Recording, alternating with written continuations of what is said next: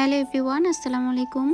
চলেন আজকে দেখি একই ব্যাটার দিয়ে ২ রকমের পিঠা কিভাবে ইজিলি বানানো যায় সেটাই আজকে আপনাদের সাথে শেয়ার করব। আমি এখানে এই কাপের ১ কাপ চালের গুঁড়া নিছি। আর এই চালের গুঁড়াটা জাপানিজ দোকান থেকে কেনা। যেটা হাতের কাছে পাওয়া যায় আমি সবসময় ওটা দিয়েই করি। জাপানিজ দোকানের চালের গুঁড়াটা দিয়েও পিঠা হয়, কিন্তু এটাতে কখনো বেকিং সোডা বা বেকিং পাউডার ইউজ করবেন না। এখানে চালের গুঁড়ার সাথে আমি গুঁড়া দুধ ইউজ করছি। আর ব্যাটারটা রেডি করার জন্য দুধ আর গুড় একসাথে জাল করে নিছি। অবশ্যই দুধটা ঘন করে জাল করে নেবেন, এতে করে টেস্টটা অনেক বেশি ভালো আসে। আর কেনা চালের গুঁড়াটা দিয়ে পিঠা বানানোর আগে যদি একটু ব্লেন্ড করে নেওয়া যায় তাহলে পিঠাটা অনেক বেশি ভালো হয়। এই তো মাত্র 1 মিনিট করলেই হবে। একটা আপু এই ব্লেন্ডারের কথা জিজ্ঞেস করছিলেন। এটার মধ্যে 2টা কাটা আছে, এটা আমি রেগুলার ইউজ করি। আর যেটা দিয়ে চালের গুঁড়া বা আদা রসুন পেস্ট বা কিমা করে ওটা ব্লেন্ডার না, ওটা গ্লেন্ডার বলে। ব্লেন্ডার হইতেছে যেটা দিয়ে আর কি জুস টুস করা হয়। আমার এটা দিয়ে বেশি একটা চালের গুঁড়া সুন্দর হয় না, দানাদার বেশি থেকে যায়, তো এটা দিয়ে আমি করি না। পিঠা বানানোর আগে অবশ্যই একটু তেল ব্রাশ করে নিতে হবে। আগে আমার নানিকে দেখছি এই পিঠা বানানোর জন্য কলা পাতার ডাঁটি দিয়ে এই ফ্রাই প্যানগুলো ব্রাশ করে নিত। গ্রাম দেশ তো, ওরা ফ্রাই প্যান না, ওরা কড়াই ইউজ করতো। Processing same to same, but একটু আর কি জিনিসপত্র এদিক সেদিক।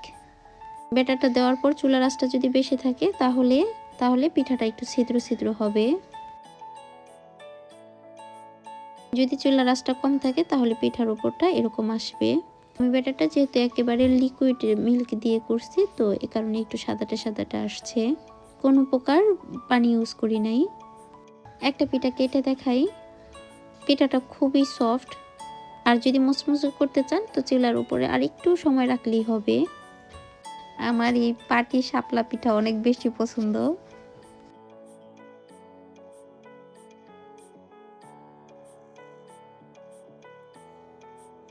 এই পাটি শাপলা পিঠা বানানোর পর এতটুকু ব্যাটার রয়ে গেছে, তো এটা দিয়ে এখন পোয়া পিঠা বানাবো।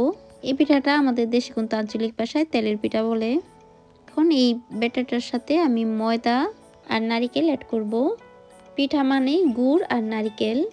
ব্যাটারটা অনেক বেশি ঘন রাখছি যেন ভিতরটা একটু ভারী হয়, পাতলাও করা যায়। এটা একটা ছোট্ট টিপস।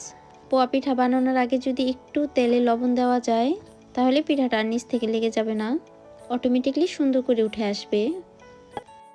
এই পিঠাটা বানানোর সময় আমি একটু শ্যুট করতে ভুলে গেছি। তো এবার একটা পিঠা একটু ভেঙে দেখাই। দেখেন ভিতরটা কেমন নারিকেল দিয়ে ভর্তি। ব্যাটারটা একটু ঘন হওয়াতে ভিতরটা এরকম ভারী। তো আজকের ভিডিওটা এখানে শেষ করতেছি। আল্লাহ হাফেজ, আসসালামু আলাইকুম।